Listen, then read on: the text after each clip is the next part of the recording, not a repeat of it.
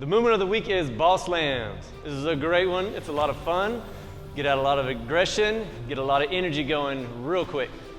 This is classically a hinge movement, so we're going to use a lot of hips and a little bit of knee to pick the ball up off the ground. But once we have the ball in our hands, it will be explosive all the way up overhead. So if you're not good at your deadlifts or your kettlebell swings, things like that, spend time working on your form there with your hinge before you try this one. But if you can pick the ball up with speed from the ground with a good flat back and weight in your hips, you'll be safe for this. The idea is that we'll go through fast hip extension to get the ball floating in front of us, and we'll catch the ball right overhead. And once we're ready, we start to hinge our hips back and keep our arms straight as we guide the ball down right in front of our toes. This will happen fast though. We are trying to slam the ball. If you slam it hard enough and throw that ball fast enough, it will bounce back towards your hands. It'll catch the ball in a good position for the next rep. So things that go wrong with the ball slam. People will try to bend their arms on the way down. You are losing a lot of potential power that you could put into the ball on the way down. This will also make it harder to catch and get your next rep started quickly. So be sure to keep those arms nice and straight on the way down. You'll get a lot more power out of it. Trying to pick the ball up off the ground with a rounded back is a good way to get yourself hurt.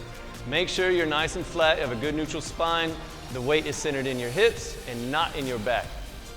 So every time you pick that ball up, you should think open chest, flat back, and then pull the ball off the ground. Another common mistake with the ball slam is throwing the ball too far out in front of you. Your aiming point should be just an inch or two in front of your toes.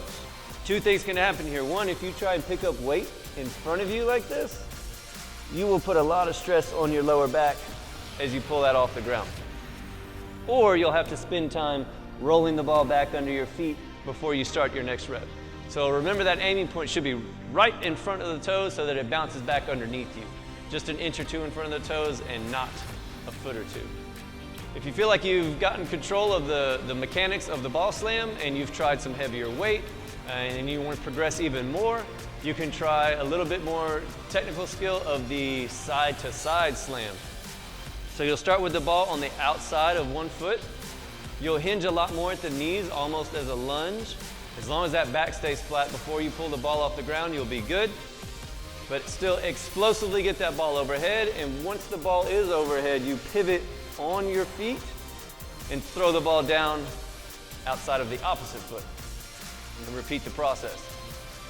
You're pivoting on your feet, you're turning your whole body, so there's a lot more mechanics to this side-to-side slam, so make sure you're good and proficient at the basic ball slam first.